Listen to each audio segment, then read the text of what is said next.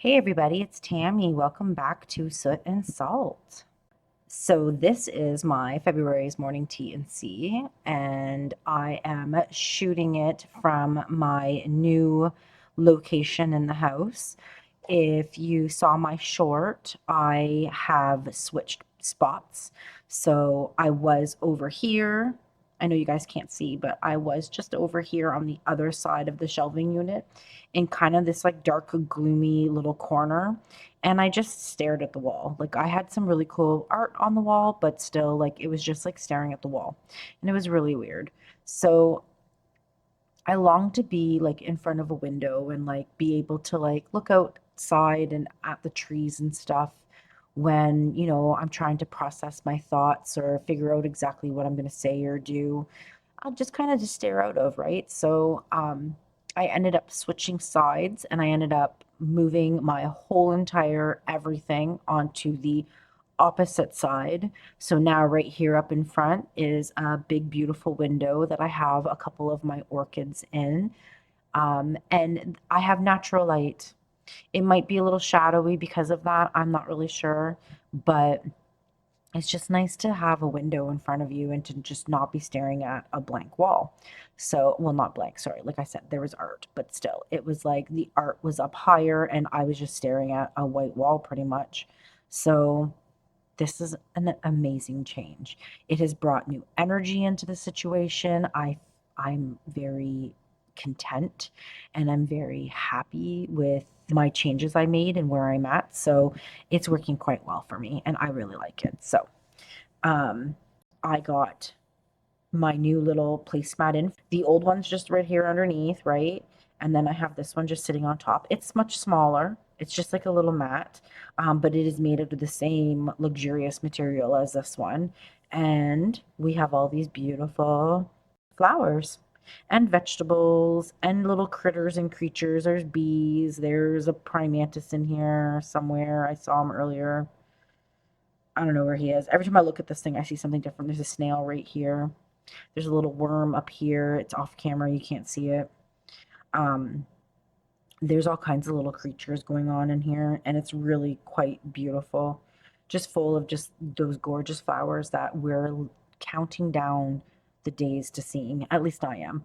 I'm a big gardener. I went to school for landscaping and horticulture and, did herbology and botany and a whole bunch of different stuff. So, like, I'm huge into the garden and gardening and plants and all that other stuff. I have now done 4 like gardens, this being my 5th garden at this house. Every single house we've lived at or we've moved to, me and my husband have done full beautiful gardens, and this is now our 4th home. So here we've just started to kind of work on the art a little bit. Um, we've been here about 4 years now, going on 5. And when we first moved in, there was no gardens, there was nothing. It was grass that had been allowed to grow waist deep and then fall over on itself and then grow again and then fall over on itself. So, like, it was like a whole lot of nothing but like weeds and pickers and nothing. Like, everything was dead on the property pretty much, other than a few trees.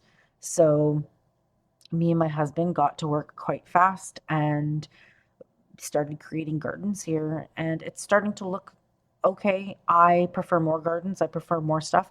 When we first moved in, we put in vegetable gardens and then we ripped vegetable gardens back out. We haven't had any for 2 summers now, I believe. And we've decided that this summer we're going to be probably putting new vegetable gardens back in because there's just nothing like having fresh vegetables. So definitely going to maybe be videotaping that, and having you guys see what we're doing out in the yard here. Um, and just the way that I garden and the different things that I do. So we'll see what happens with that. Um, but yeah, so just about correcting the land here and just about fixing the land. The land is very sick where I'm at. Um, it's been stripped of all of its nutrients. It's been stripped of all of its natural vegetation and trees and everything and sprayed with chemicals. And it's a very heavy farming community, but it's all cash cropping. It's mass amounts of acreage of just Monsanto seeds sprayed with 2 tons of chemicals. And it's just the land here is very sick. And when we moved into this property, it very much reflected that. So we've been trying to correct its mycelium layer and just taking care of it and trying to make it have life again. So it's been quite a process. But yeah, so enough about the outdoor world. I'm going to start getting right into the cards or the decks that I've been working with for February. We're at the end of February. We're just about to go into March. So these are kind of the decks that I worked with during those 4 weeks because Valentine's Day is in February, right? So I kind of tried to pick more like that florally, that pinks and purples and reds and just kind of more of those tones, right? So that's kind of where I've been at. I'll start with the obvious. I feel like a lot of people worked with this deck for this time of year. Maybe not, but I think so. So the Lioness Oracle was one that I worked with. And I have a love-hate relationship with this deck. It's so beautiful. It is so beautiful on so many levels. I love its edging. I love its backs. Like, look at those. Like, just gorgeous. I love so much about this deck. But the cardstock is horrible. It's durable. It's thick. It's tough, right? It's amazing that way. Its texture's nice. It's, matte, which is awesome.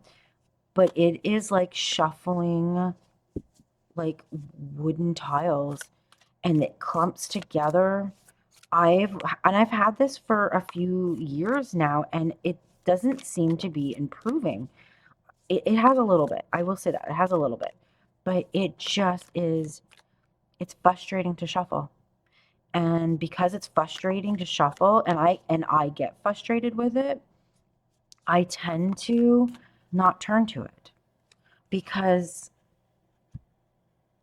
I don't like it's at the end of the night. I'm pulling my cards before I go to bed or early in the morning before I get up, kind of deal, like leave my bedroom. And I just don't feel like dealing with it. And I get frustrated by that. Um, it's really unfortunate, but I love this deck. I don't feel like I would move it on because of that. Like, I'm not going to be like, oh, I don't want it anymore. I don't feel that way about it at all. But I just, it frustrates me. And another deck that's like this is the first edition, the big box set edition of the Gentle Tarot. It's got the same heavy cardstock that just frustrates the hell out of me. But because she released that edition in linen, I just grabbed the linen and now I work a lot with the linen and I put away the first edition, the big box set anyways. So I mean I still have it and I don't think that I would move it on, honestly. But I just work with the linen edition and it solves that for me. This, however, though, the cards just like the thickness, how it clumps together. I don't even think it's the thickness. I think it's how it clumps together. It just drives me up the wall. And I tend to get frustrated with it and annoyed with it. And I don't I don't turn to it, which is really unfortunate because this is an amazing deck and I love my readings from it. I love so much about it. It's just amazing, amazing. And it's vibrant and colorful. It's not a heavy collage. There's not so much going on in here. You're like, I don't even know what the hell I'm looking at. It doesn't have that, right? It's a very minimal collage. I would say if that was even such a thing. I feel like collage is always busy, but I feel like this is very minimal. Like there's not like look at how much space is in this, right? And that's what I really like about it. So unfortunately, I didn't turn to it as much as I wanted to this February, but I did have it out and I did use it and I do enjoy it. I enjoy it immensely. It's just like how it look, it's just always in clumps, always in clumps. So that kind of frustrates me, but it's got David Bowie and I love it. And I'm a big fan of collage decks. So I mean, but like, yes, look at how it just stays in clumps. And I can't get it to stop doing that. So I don't know. I hope it's something that eventually corrects itself, but I have a feeling it's not going to. So another deck I worked with in February is the Moon Power Tarot. This deck was given to me. A friend of mine bought it and didn't really enjoy it so much, so she gave it to me. I had been eyeballing this creator's stuff for a while now, but I just wasn't 100% sure how I felt about it. So I didn't end up grabbing it, but it found its way to me anyways. I was really quite happy about that. Um, it's strange. It's definitely a strange deck. I'm not going to say that it's not strange because it's friggin' strange, but I don't know. I've really liked the readings that I've been getting with it so far. It's obviously got a lot of nods to Sailor Moon, which is cool. Sailor Moon was on my local TV channel when I was in high school, and I was a fan of it. I loved watching it. It made me laugh. It was quite comical. It's definitely an interesting deck. It's very cosmic, very strange. Um, but like I said, I've been enjoying my time with it when I do use it. It's I don't know how to explain it. It's just it's a very straightforward reader. It's kind of a little sassy, to tell you the truth. Um, but I found it kind of good for relationship readings, if that makes any sense. But it was good with relationship readings. Um, kind of maybe more like dream aspect things. Like it's a little bit more this, and I'm pretty sure this is what she meant for it to be. It looks like the Power Rangers. I forget her name. The bad person, the bad witch or girl or whatever she was, queen. This is what it looks like. It reminds me of. It's funny. But even just like late night readings with this, I really enjoy reading late at night with it. At the end of the day, I don't know. Some of them are pretty funny. Some of them I'm like, it's like in a dream. Do you know what I mean? Like it's like being in a dream. So for me, it's kind of like that beginning of that dream state before I actually lay down and go to sleep. And I don't know. I enjoy it. I liked its readings. I thought it was really neat. It's very different. It's very far out there. Um, but they've got some traditional stuff in here, just a little bit. Not much. Most of it is very, see, like you got your, like some traditional cards, some traditional RWs. That's not really traditional, but you get the idea, right? It's close enough. And then other things are like, has nothing to do with anything. Like, you know what I mean? It's strange. But like I said, I really like using it at night right before I go to bed. It kind of like induces like this like dream state that I then fall asleep and go into. So I don't know. I really appreciate that about it. I think it's really neat. But yeah, so that's the Moon Power Tarot. So another one that I spent some time with in February was the Trefonte da Luna, the Paradoxical Rose. So I got this one supposedly as a scratch and a bumped and schmumped, I believe is what Patrick calls it. And there's no bumps or schmumps on this. So I really don't know. It came looking like perfect. So whatever works for me, right? So I actually have like the traditional edition of this one with like the normal colors, and then The paradoxicals, I think, are just such a neat twist to the same deck, right? I have both of the illustrated. I kind of wanted to get like a pip and then like the illustrated pips, but it didn't end up like working that way. I ended up with pips. So, or illustrated, sorry, illustrated pips. And I'm okay with that. Like, it's just kind of a repetitive. I wanted something a little bit different because I already have this one in like the traditional coloring. So I was like, well, maybe I can get like the pip one, like the Marseille style pip one, right? And it didn't work that way. It ended up being both illustrated. So, but that's okay. I still love it. I still enjoy it. I really like the readings from this. Um, I enjoy my Deviant Moon decks. I have a couple. I have two oracles, I think two oracles and three decks. So at this moment in time, but I'm always scanning his site and checking things out. I really enjoy his take on the decks. I enjoy this little world that he's created, these little creatures and monsters. They're great. They're a great read. I'm going to say probably, I will always say this. The Deviant Moon decks are some of the clearest, most direct, precise, accurate reads that I think I have in my entire collection. I mean, most of my decks are pretty good, but there's something about the Deviant Moons that just I think it's their perspective on things, to tell you the truth. The way that they come at you, the way that they explain it, the way that they kind of take a different approach to a situation.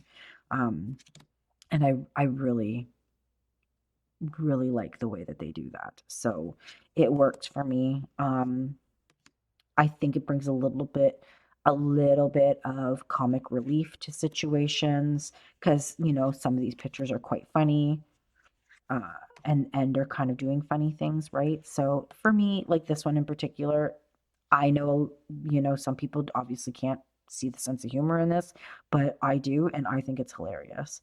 And it's just, if you look it up, this has a lot to do with medieval art. So it would make sense if you knew a little bit of history about medieval art, right? So it works for me. I think it's quite, I think they're great decks. I really do. And I enjoy them a lot. So when I got this one I've had for a little bit now. So when I got this one, I was like, yeah, you know what? This is beautiful for Valentine's Day. I love the colors. It's very, you know, Valentine Day-ish with its reds and its pinks and it's beautiful. It has a spring feel to it as well. So I might end up continuing using this straight through. We'll see what happens with it, but I do enjoy it and I love the cardstock. Great cardstock. Shuffle's beautiful. It's just your typical, Deviant Moon cardstock, I feel. So yeah, this was a great read. Love it. Always enjoy working with this deck in any shape or form or color. All right. And then I'm going to show you. So I'm still doing my journey through Hecate's Cave.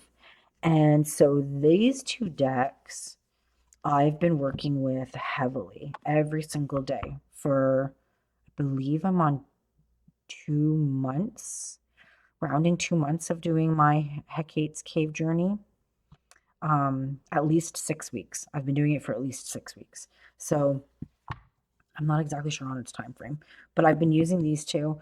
I originally, if you watched my videos on that, I was kind of hesitant about using these. I always was connected with this one, but this one I wasn't so sure about. I kind of wanted to use the Wanderer's Tarot, but I ended up doing this one, and it's doing a fantastic job. I'm really enjoying its readings and just the different things that it's bringing forward. Uh, yeah, so like I don't know. I am. I'm really I'm enjoying it. Outgrow Yourself is one of my favorite decks, honestly. I love everything about it. I don't use it as a tarot. I use it as an oracle. So I concentrate heavily on like the key phrase on it. I will look at these down below, these the like what card it is, right? I will look at those to kind of like get an idea of what card it is in the tarot system, but I'm very much interested in this key phrase.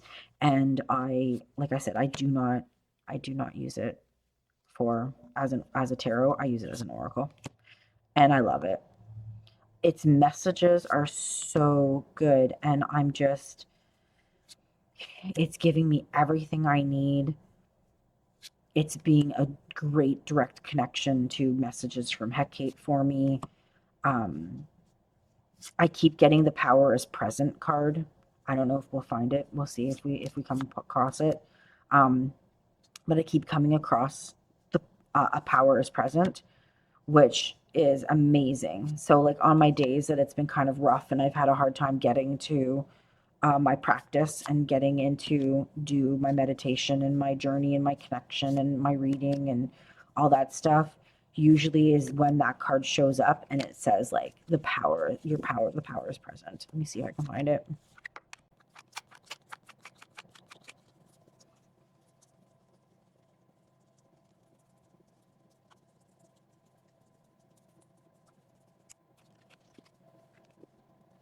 So this card right here, power is present. Um, every time I find myself kind of like, I don't know if I'm connecting correctly. I don't know if I'm even being heard. I don't know if I'm doing like, if I'm working correctly with Hecate. This is my first time ever working with Hecate, so I'm not really entirely sure,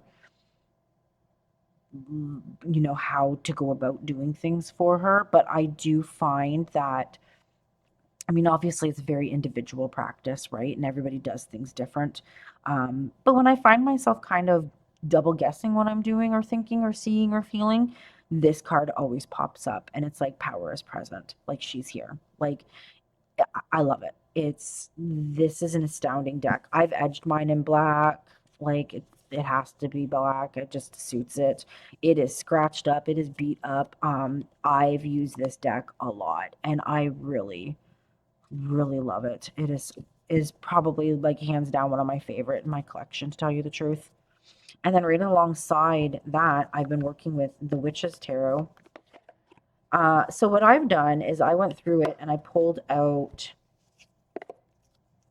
like these cards: the Wax, Lilith, Burn at the Stake, Covenant, the Druid, Hell, Ritual Magic, um, some of like the other like Selene, some of the other deities that exist in this deck I've pulled out because I really exclusively wanted to just work with Hecate and I didn't want anything else kind of coming in. I pulled out the moon cards, which I might mix back in when I get to a certain point, but for right now I'm just working with it as a traditional tarot.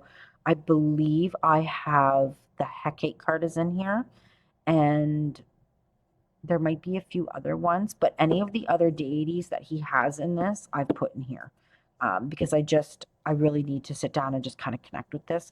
And I'm doing my, every day with this. The whole is like, what am I open to experiencing throughout the day, and what am I closed to experiencing throughout the day?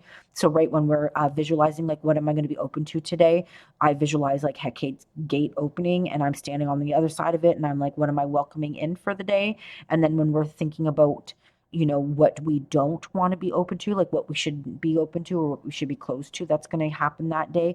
I then visualize that gate closing and, like closing me off from whatever is happening. So, what am I closed to, and what should I avoid for the day or not pay attention to or not be open to? And then what should I pay attention to and be open to that happens within the day?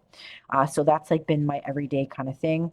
And then at the end of my meditation and the end of all of my journeying and the different things that I'm doing daily, my ritual, candle stuff, all that stuff, I then pull from here and just ask what my message is that I'm going to like, that I should carry with me throughout the day, as well as, a 3 card pull from this deck. And it's been fantastic. I've really, really, really thoroughly have enjoyed um, working with it, and it's delivering fantastic messages. I'm really enjoying my connection with it.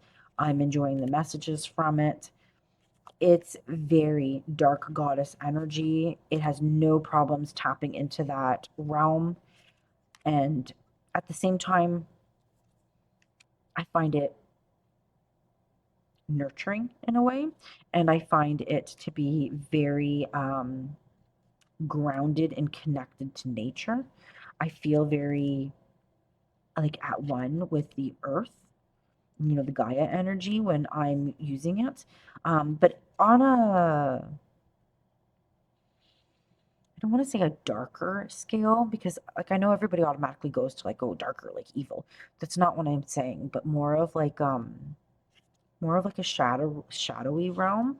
It just it's perfect for the Hecate journey that I'm doing, and it's working quite well. And oh, I kept the mother, the maiden, and the crone in this. Um, and there's Hecate.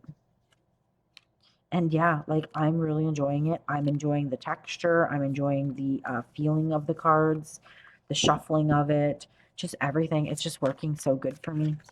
So definitely, I've been working with this now the whole entire time I've been doing the journey into Hecate's Cave. Look at that, Queen of Wands, my card. Thank you. Um, and yeah, I've been really enjoying it. Both of these together have been working quite well together. I don't necessarily think that I would match them, like pair them as in like for readings and stuff because they're a little kind of different in a way, but they're working good for what I'm using them for right now. Okay, and last but not least, the Ritual Tarot. All right, this has not left my hands. Like, I'm going to be 100% serious. It has not left my hands. It is dominating my bedside table. I read with it every single night. I've edged it in black. Like I've said in previous videos, I don't edge in any other color but black. So if it's a dark deck that is black based, I will always black it out. Other than that, I don't do anything to it. I don't really like I want my blacked out like my decks to be blacked out when they need to be blacked out. Other than that, I don't do anything. I don't edge anything else. Um so this is the marked backs, which is fantastic. I mean, the cards are very clear. If you know your Rider Waite and your Thoth system, it's very clear. However, it is nice to have this. So if you get like, you're like, is this the right card? Am I seeing it right? Then you can just flip it over and check it out. But honestly, I haven't had to at this point. This background's a little too busy for these cards, eh? But it's beautiful and I love it. Um, This deck is phenomenal. So when I did my unboxing in it, I said that I didn't think that, like I felt that it was going to be for bigger, deeper reads. I've been using it for everything. I've been using it for deeper reads. I've been using it for light readings. I've been using it for one card pulls. I've been using it for, what is my day going to be like? The mundane stuff like morning, noon, night. Pulled my cards in the evening to see what my day is going to be like tomorrow. I've been using it on all aspects of my system and the way that I do things and the way that I use tarot. And it has had no problems doing any of the things that I've asked from it. So this is a well-rounded, well balanced deck. It has no problems doing the mundane. It has no problems doing this Queen of Swords. I'm telling you.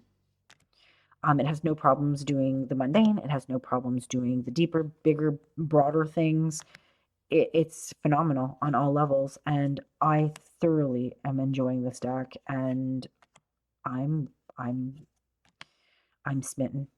It's definitely quickly have become one of my favorite decks. And I was like thinking about putting it away because I'm going into March and I was like, oh, I should probably put it away because I've been literally working with it for the whole entire month. And some. And the thought of putting it away, I'm like, yeah, no, I'm not ready to put it away. Look at my Queen of Wands. I guess we're gonna see a bunch of the Queen of Wands today, eh? That's the card I associate with the best for me. If I was going to pick if I was going to pick a signifier card, that would be the card that I would pick. Um, and this King of, I'm sorry, Knight of Wands, or yeah, Knight of Wands. I keep getting him too, so I have to figure out who he is in my life, but I have a feeling I know who it is. Um, but yeah, so it's like this deck is magic. I love it. I know a lot of people, you either love it or you hate it, and I love it. I'm thoroughly enjoying it. I'm loving my readings. I am 100% about this deck. I love its cardstock. I just love so much about it. I mean, honestly, it's a great deck. It is a great read. And like I said, it's handling anything. It's handling the everyday mundane to like, the deeper, darker, um, you know, dives that I need to do sometimes. It's been handling, really messed up situations that have taken place and giving me highlights on that. It's even offered several times to come out and do readings for customers. However, I have not used it for that. The Trifonte della Luna Paradoxical Rose came out and did a couple readings for clients throughout February. But this one I would not, this is like mine, on all mine, and I would not use it to read for clients just because I'm going to be greedy and I'm going to keep it for just me. So that's been pretty much all I've been working with for February. Those are the decks that have been in rotation and I've been using and I've turned to. And like I said, they've all been doing great.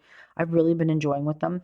I have a couple crystals to show and we'll go over those. So let me go grab them because they're just off over here. And I didn't want them getting like crystal crummies on my stuff and scratching my cards. All right, I don't know if everybody's ready for this. So for February, I've decided to spend time with my pink amethyst portal. Now this comes in like it has a nice beautiful iron stand that it sits upright in. Um, it is top-notch quality. So there's quite a story behind this. Here's the other side. Like it is magic. It is so beautiful. So the story of this crystal, um, and I can't go into too much detail because it is kind of a personal, private situation, but there was a situation in my life where there was some individuals that I didn't connect with. There was a lot of situations that happened as a child and throughout different times and aspects of my life where these people just they were never there for me, and they should have been there for me and they chose to not be there for me. And there was a lot of resentment, there was a lot of anger around the situation, there was a lot of stuff, right? And the person that was part of this group of people, um, they passed away. And I ended up getting some money out of this situation, which surprised the hell out of me because these people have never done anything for me. They've never supported me. They're barely even a part of my life. So I was very surprised to get anything from anything, right? Any type of inheritance. Um, so when it showed up, I decided there was a lot of, how can I say this? There was a lot of negative emotion around it. And part of me didn't even want it. Part of me was like, I don't even like, I don't know. It's hard to get into, but it was a weird situation where I just didn't even want to take it. I didn't even want to have it. I didn't even want to have the money, right? So I decided to sit down with that and really visit that and really look at that. And what I decided to do is I decided to take a portion of it and buy something so beautiful and so healing and so magical that it would make me feel better about it. And it was like my process, it was like my way of healing. It was my way of resolving the situation, coming to a close, a coming to an end. Just like forgiving and forgetting and walking away, like letting go, right? So I ended up buying this. And the way that it came about was magical. The way it showed up was magical. The way the entire situation happened was very magical. And it did exactly that.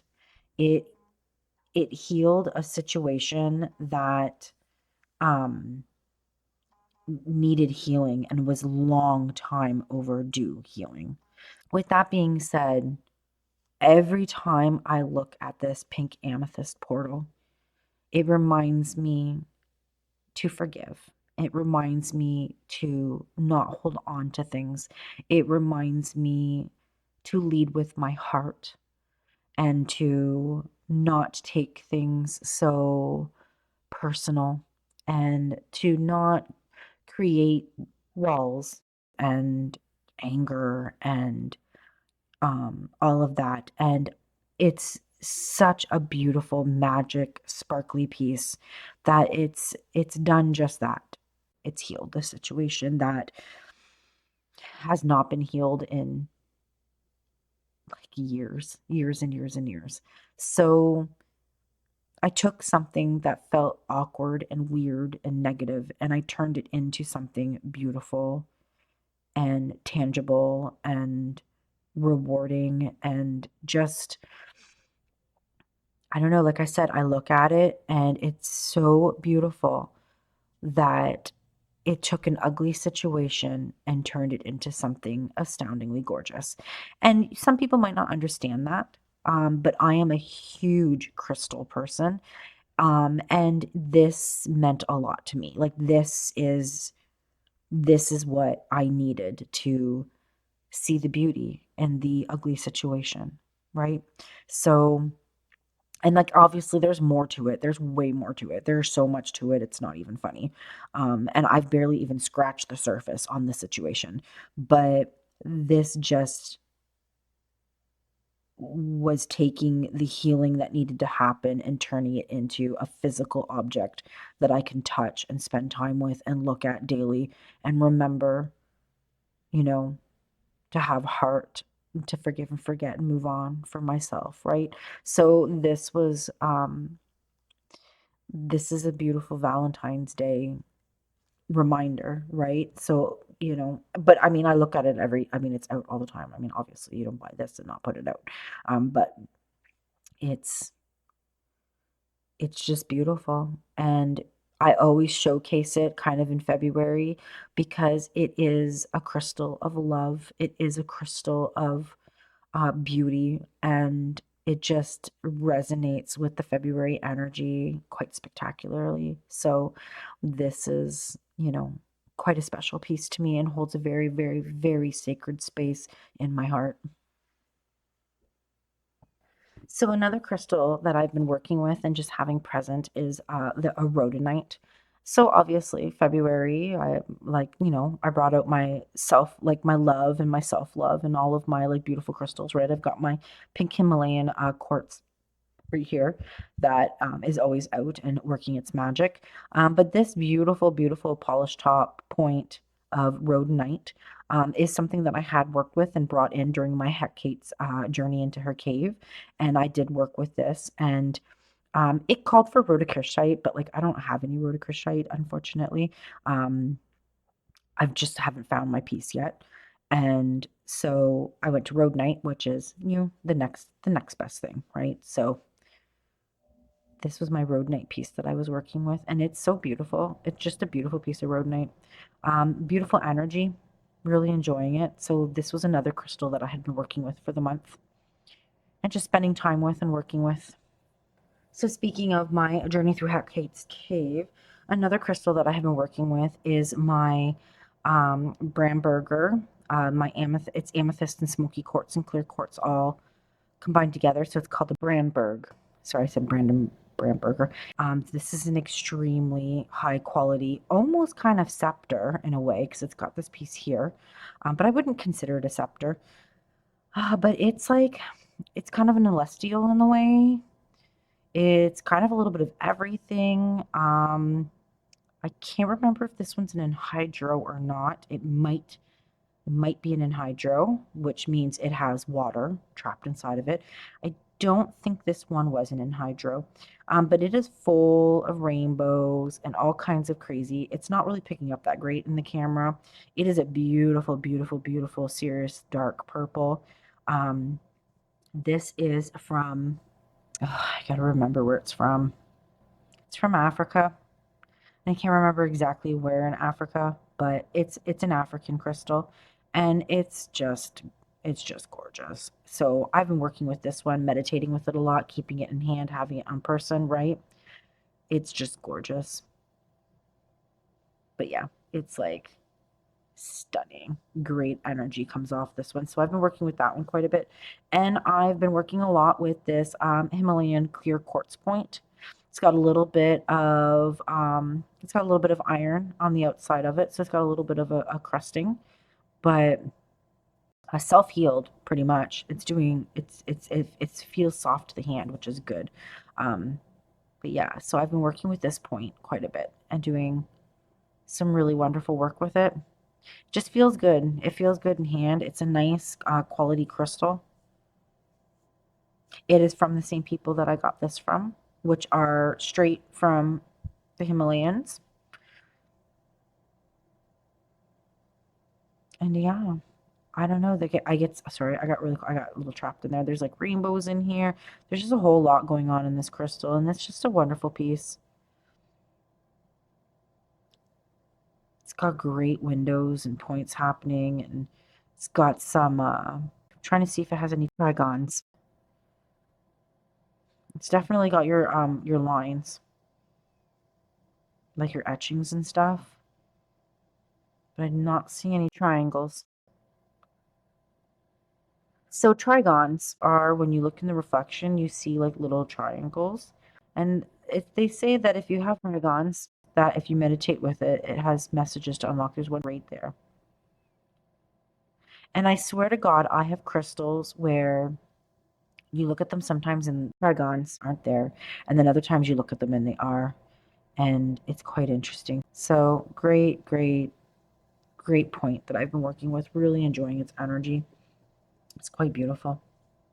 But yeah, so that's pretty much I do have a tiger's eye that I was working with, but it's kind of up in my altar space and it's kind of in a grid right now, so I don't really want to remove it. These two had been taken out of the grid because I was working with them for other things and they have different purposes now. So like it was okay for those guys to come down, but the tiger's eye that I'm working with, which is a very special stone to me, like that one specifically, because of just like the markings and the different things that are on it. So that one is kind of kept up in a grid right now, so I can't show that one. But yeah. So those are the decks and the crystals that I've been working with for February. Um, it's been an interesting month. I've really enjoyed it. It's been pleasant for the most part.